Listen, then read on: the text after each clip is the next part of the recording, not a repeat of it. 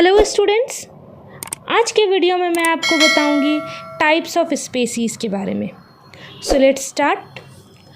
Previous video में मैंने आपको स्पीसीज़ के बारे में बताया था।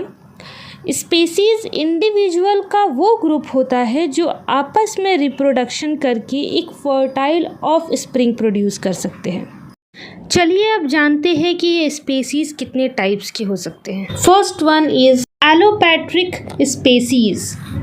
Allopatric Greek word allos and patris से मिलकर बना है। एलोज का मतलब होता है अदर एंड पैट्रिस का मतलब होता है नेटिव लैंड। कोई ऐसा पॉपुलेशन जो एक जगह पर रह रहे हैं और वहाँ पर अगर कोई नेचुरल बैरियर आ जाए जैसे कि ओशियन एंड माउंटेन, तो वो स्पीसीज़ दो अलग जगह पर बढ़ जाती है और आपस में रिप्रोडक्शन नहीं कर पाते हैं। तो इस तरह की जो दो स्पीसीज़ होती है वो एलोपैट्रिक स्पीसीज़ कहलाती है। Second one is sympatric species. Sympatric भी दो वर्ड से मिलकर के बना है। सिम मीन्स विथ या सेम, ठीक है, एंड पैट्रिक यानी प्लेस। अगर किसी पॉपुलेशन के कुछ मेंबर के जीनोम में कुछ चेंजेस आ जाए और वो एक जैसे दिखेंगे बट उनके जीनोमिक चेंजेस होने की वजह से अगर वो आपस में रिप्रोडक्शन नहीं कर पाते हैं तो इस तरह के स्पीसीज़ को सिम्पैट्रिक स्पीसीज़ कहते हैं। Next is पैरापैट्रिक speciation. ये उस तरह के स्पीसीज़ में देखने को मिलता है जो वो इमोबाइल होते हैं या फिर बहुत स्लो मूविंग होते हैं।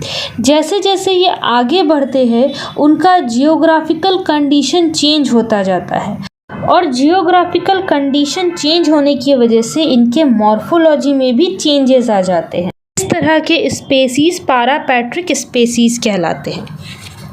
Next one is sibling species.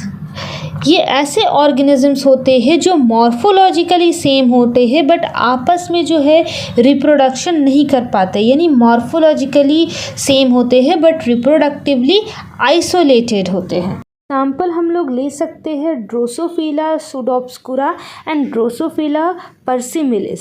ये जो है दोनों दिखने में ड्रोसोफिला एक जैसे दिखते हैं, बिल्कुल सेम मॉर्फोलॉजिकली दिखेंगे ये, लेकिन ये आपस में जब रिप्रोड्यूस करते हैं तो ये फर्टाइल ऑफ स्प्रिंग प्रोड्यूस नहीं कर सकते।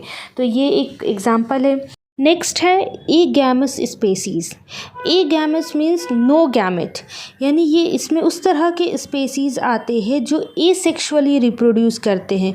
इनके रिप्रोडक्शन में गैमेट का कोई इन्वॉल्वमेंट नहीं होता।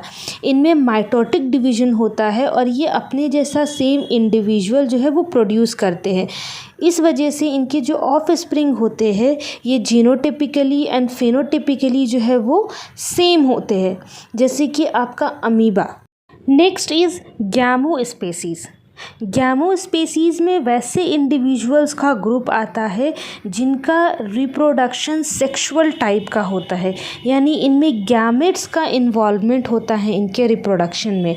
इसमें मियोसिस डिवीजन होता है जिस वजह से जो इनके ऑफ स्प्रिंग प्रोड्यूस होते हैं वो कैरियोटिपिकली सेम होते हैं बट जीनोटिपिकली एंड फेनोटिपिकली अलग अलग होते हैं। एग्जाम्पल के लिए हम समझ सकते हैं ह्यूमन बींग्स को।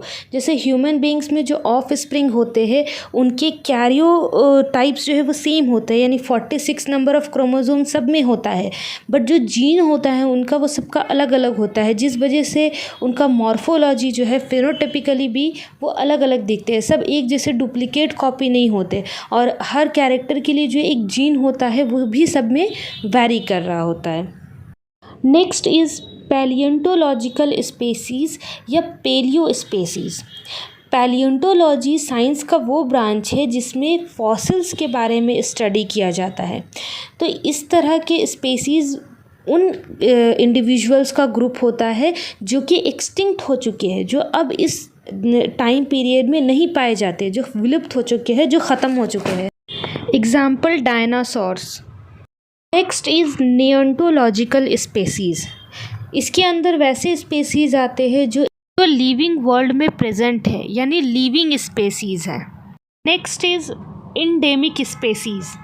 ये वैसे स्पेसीज़ होते हैं जो किसी पर्टिकुलर रीजन में या पर्टिकुलर एरिया में ही पाए जाते हैं, कहीं और वो नहीं पाए जाते, उस एरिया में ही वो लिमिटेड होते हैं। इसका बेस्ट एग्जांपल है डार्विन्स फिंचेस, जो कि गैलापागोस आइलैंड में ही सिर्फ पाई जाती हैं।